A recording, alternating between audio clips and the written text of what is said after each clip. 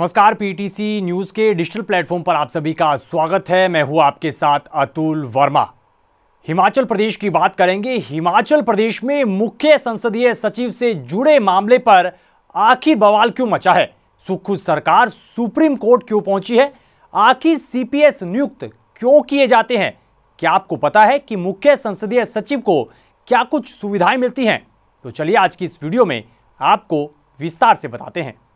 हिमाचल में मुख्य संसदीय सचिव से जुड़े मामले को लेकर सरकार सुप्रीम कोर्ट पहुंच गई है। दरअसल हिमाचल हाई कोर्ट ने 6 सीपीएस की नियुक्ति रद्द कर दी है और इससे जुड़े 2006 के कानून को भी असंवैधानिक बताते हुए खत्म कर दिया है, जिसको लेकर अब सुक्खू सरकार ने एसएलपी याचिका दायर की है।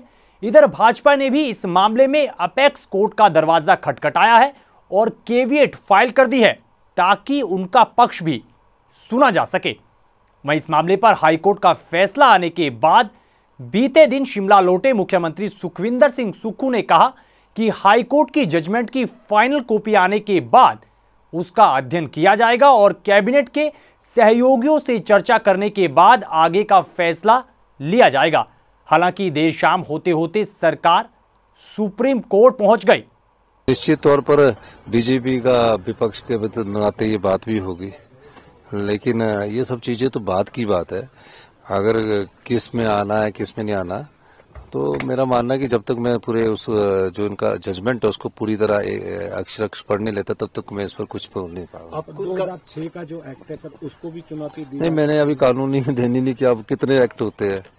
हमें तो जो बोलेंगे ना और कैबिनेट कुलीग जो चर्चा करेंगे उसके बाद करेंगे। वहीं मुख्य संसदीय सचिव संजय अवस्थी ने कहा है कि उन्हें न्याय प्रणाली पर पूरा भरोसा है। सीएम सुक्खू के मुताबिक ही इस मामले में आगे बढ़ा जाएगा। इस दौरान उन्होंने विपक्ष पर सरकार को अस्थिर करने के आरोप भी लगाए हैं। हमें न्याय प्रणाली पर जो है पूरा भरोसा है और उसके तहत हमें भी कुछ अधिकार हैं और हम अपने अधिकारों का प्रयोग करेंगे। अभी जजमेंट को पूरी तरह हमने पढ़ा नहीं है। जैसे ही जजमेंट को पढ़ने के बाद और कानूनी राय ली जाएगी और कानूनी राय लेने के बाद जो भी हम उस पे जो हमें सुझाव मिलेंगे उसके अनुसार जो आगे की कार्रवाई होगी। विपक्ष ने अभी तक जो ये 2 वर्ष का जो कार्यकाल सरकार का, जो प्रदेश सरकार का पूरा होने जा रहा है, तो कोई भी जो अपॉर्चुनिटी जो है वो उन्होंने लूज करने की कोशिश नहीं की है, क्योंकि हर बार जो है वो एक स्थायी सरकार को अस्थिर करने का प्रयास करते रहे हैं। और ये जो स्टेटमेंट उन्होंने दी है, तो मैं ये कहना चाहूंगा कि उनकी स्टेटमेंट उसको जो है आप ये मत समझें कि वही सच है।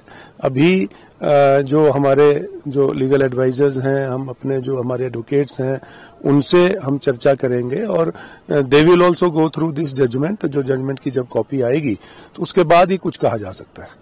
आपको बता दें कि ये कोई पहला मौका नहीं है जब सरकार द्वारा सीपीएस की नियुक्ति की गई हो और हाई कोर्ट द्वारा सीपीएस की नियुक्ति को रद्द कर दिया गया हो। वीरभद्र सिंह की सरकार के वक्त भी सीपीएस की नियुक्तियां रद्द की गई थी और अगली सरकार में फिर से नियुक्तियों का ये सिलसिला चलता आ रहा है। अब आपको बताते हैं कि आखिर सीपीएस की नियुक्ति क्यों की जाती है और सीपीएस की नियुक्ति करते हुए सरकार क्या कुछ फैसले ले सकती है, सरकार क्या कुछ काम कर सकती है। दरअसल सरकार की कैबिनेट में एक निश्चित संख्या से अधिक मंत्री नहीं बनाए जा सकते, इसलिए सरकारें सीपीएस की नियुक्तियां करके नाराज नेताओं को एडजस्ट करने का काम करती है और राजनीतिक नजरिए से कहें या फिर देखें तो इन नियुक्तियों को कैबिनेट मंत्रियों के कामकाज में निगरानी के रूप में भी देखा जाता रहा है।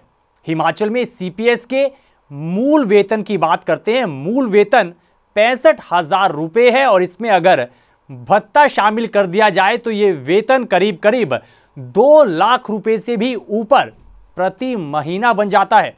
इसके अलावा सीपीएस को सरकारी कोठी, गाड़ी, नौकर चाकर वगैरह भी मिलता रहता है। हालांकि कोर्ट के आदेशों के बाद इनमें अब गाड़ी की सुविधा वापस ले ली गई थी।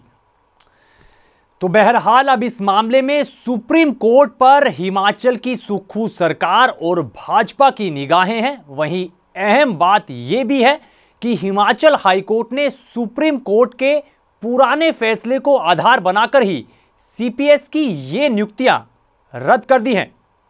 इस पूरे मामले पर आप क्या कुछ सोच रखते हैं, आप क्या कुछ कहना चाहेंगे, जरूर बता सकते हैं वीडियो के कमेंट बॉक्स में।